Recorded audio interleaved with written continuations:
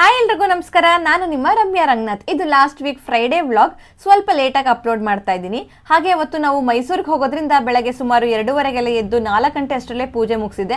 And ಈ ಸಲ ನಾವು ಟ್ರೈನಲ್ಲಿ ಹೋಗೋಣ ಅಂತ ಪ್ಲಾನ್ ಮಾಡಿದ್ವಿ. ಬಿಕಾಸ್ ಬೇರೆ ವೆಹಿಕಲ್ನಲ್ಲಿ ಆದರೆ ನಮ್ಮ ಅಗಸ್ತಿನ ಕಂಟ್ರೋಲ್ ಮಾಡೋದು ತುಂಬ ಕಷ್ಟ.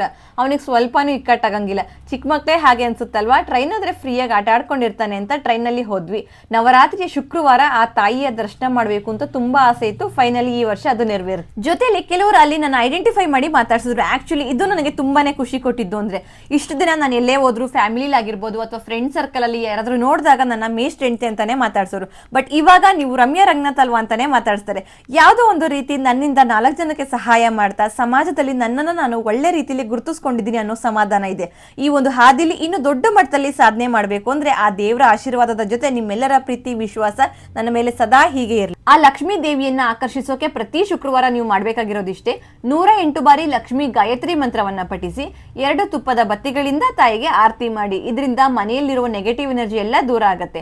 ಹಾಗೆ ತಪ್ಪದೆ ಪ್ರತಿ ಶುಕ್ರವಾರ ಒಂದು ವಿಳ್ಯದೆಲೆ, ಬಿಳಿ ದಾರ, ಕುಂಕುಮ ಹಾಗೆ ಸ್ವಲ್ಪ ಬಿಳಿ ಹೂವನ್ನ ನಿಮ್ಮ ಮನೆ ಅಥವಾ ಅಂಗಡಿಲಿರೋ ಕ್ಯಾಶ್ ಇಡುವ ಜಾಗದಲ್ಲಿ ಇಡಿ.